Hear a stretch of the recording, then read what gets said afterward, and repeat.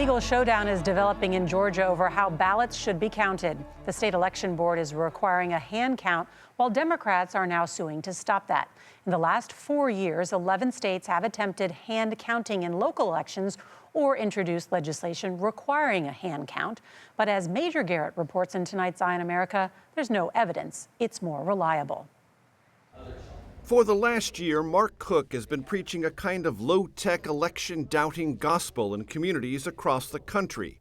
But we're told, trust the machine, and that is a way to manipulate an election. Traveling by RV, Cook and his Hand Count Roadshow are part of an election conspiracy movement that's been growing since 2020. One that claims that voting machines can be hacked and manipulated, meaning the only voting system to be trusted is an old-fashioned hand count.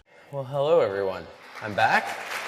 On this night last year, Cook is in deep red Gillespie County, Texas. 0.1% of Texas still hand counts.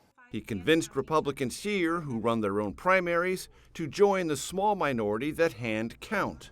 Hundreds of volunteers stayed at places like this wine bar until 4:30 in the morning to count roughly 8,000 votes, with numerous errors. We only have 13 precincts, 12 of which turned in final tally sheets that were inaccurate. We sort of began. Jim Riley oversees elections in Gillespie County. Is there an actual problem here that needs to be solved by hand counting? No. The hand counting, in my opinion, did nothing to improve elections in the county. Riley, a Republican, says Gillespie's systems were already top-notch. Paper ballots tallied by a state-approved scanner and then verified for accuracy. As much as you've opened up transparency, it still, for some, hasn't been enough. No, and for some it won't ever be enough. Something didn't smell right. Mo Saidi was the Republican chair of Gillespie County when the Hand Count Roadshow came to town.